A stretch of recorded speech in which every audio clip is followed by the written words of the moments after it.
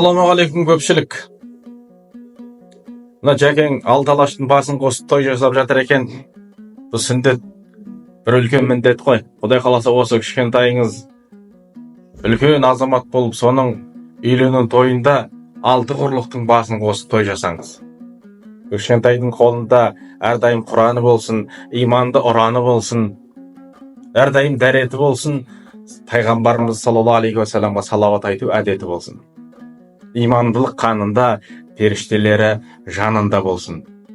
Қазағымыздың даласының кеңдігін берсін, бабаларымыздың ерлігін берсін, Жүсіп пайғамбарымыздың дидарын берсін, пайғамбарымыз Мұхаммед Мұстафа саллаллаху алейхи уассаламның иманын берсін.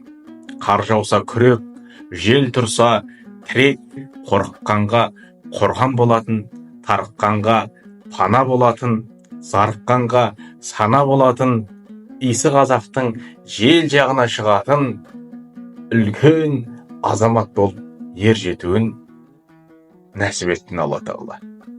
Осындай керемет той баршаңызға жұғысты болсын. Еліміз аман, жұртымыз тыныш болсын. Той тойға ұласа берсін. Бұл сүндет тойға тілек. Бір жағынан бата ретінде де жаттап алсаңыздар болады. Осы және осындай тілектерді тыңдағыларыңыз келетін болса, менің YouTube каналыма өтіп тіркеліп алыңыздар. Сол жерден көптеген тойға тілектерді, баталарды таба алатын боласыздар.